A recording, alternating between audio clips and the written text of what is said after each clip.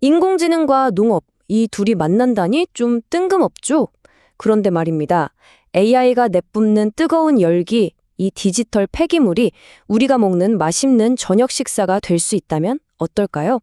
오늘 바로 그 놀라운 혁신에 대해 제대로 파헤쳐 보겠습니다. 자, 이 숫자부터 한번 보시죠. 99%. 이게 무슨 뜻일까요? 바로 데이터 센터가 사용하는 전기 중에서요. 거의 전부가 그냥 뜨거운 폐열이 돼서 공기 중으로 날아가 버리는 비율입니다.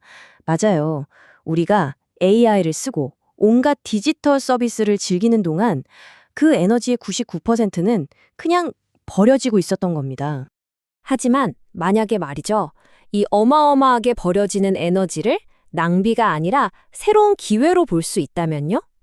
바로 이 질문에서부터 오늘 우리가 살펴볼 모든 혁신이 시작됩니다. 자, 그럼 첫 번째 이야기.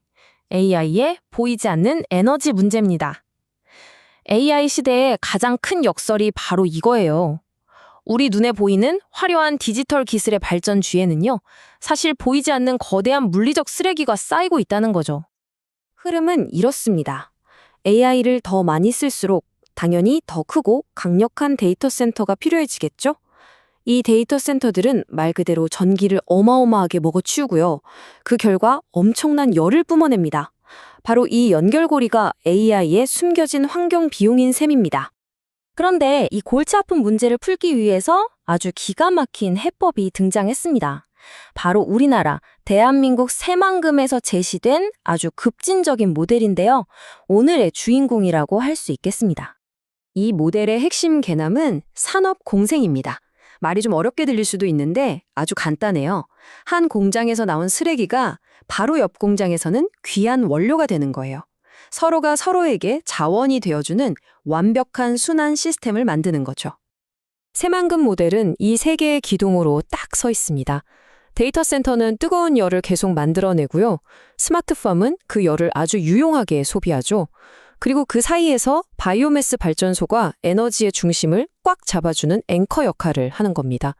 마치 하나의 완벽한 팀처럼 움직이는 거죠. 자, 그럼 이제부터 이 시스템이 구체적으로 어떻게 돌아가는지, 어떻게 쓸모없던 폐기물이 귀한 자원으로 변신하는지 그 마법 같은 메커니즘을 자세히 들여다보겠습니다. 와, 이 시스템의 진짜 마법은 바로 여기에 있습니다. 한번 보세요. 데이터 센터에서 그냥 버려지던 50도에서 70도짜리 뜨거운 물 있죠? 이게 스마트팜으로 그대로 흘러가서 난방비를 0원으로 만들어버립니다. 놀랍죠? 근데 이게 끝이 아니에요. 아주 추운 겨울에는 바이오매스 발전소에 90도가 넘는 증기가 추가로 지원 사격을 해주고 발전소에서 나오는 이산화탄소는요, 버리는 게 아니라 오히려 작물들한테는 특급 비료가 돼서 수확량을 20에서 30%나 폭발적으로 늘려줍니다. 심지어 타고 남은 재인 활성탄은 다시 데이터 센터의 공기와 물을 깨끗하게 하는 필터로 쓰이죠. 버려지는 게 단 하나도 없는 완벽한 순환입니다. 더 놀라운 건 이 모델의 재무 안정성입니다. 보통 발전소는 전기 판매에 목을 매달잖아요. 그런데 여긴 주 수입원이 전기가 아니에요. 매출의 61%를 차지하는 고부가가치 소재, 바로 이 활성탄에서 나옵니다. 그러니까 전기료가 폭락해도 전혀 흔들리지 않는 거죠. 와, 이건 정말 감탄이 나올 정도로 영리한 구조입니다. 자, 그럼 이렇게 최첨단으로 지어진 논장에선 과연 무엇을 재배할까요? 여기에도 아주 스마트한 2단계 전략이 숨어 있습니다. 전략은 아주 명확하게 2단계로 나뉩니다. 1단계에서는요, 시장에서 바로바로 팔 수 있는 파프리카나 토마토 같은 작물로 안정적인 현금 흐름부터 쫙 확보하고요.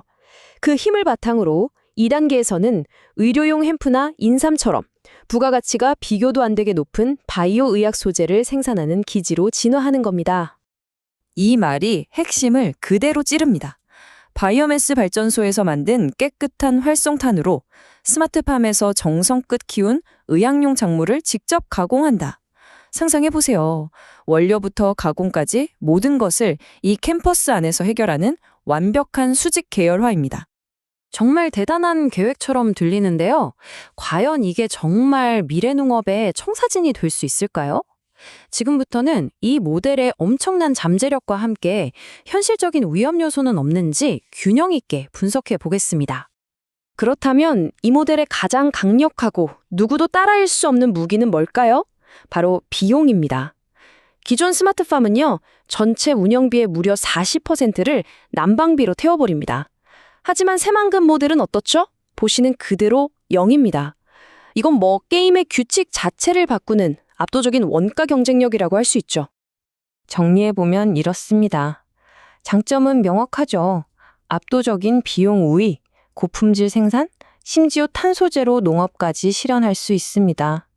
하지만 리스크도 분명히 있어요.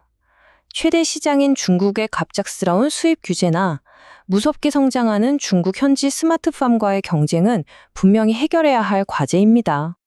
물론 이렇게 장점이 명확해도 이 거대한 초기 투자 비용은 큰 장벽입니다.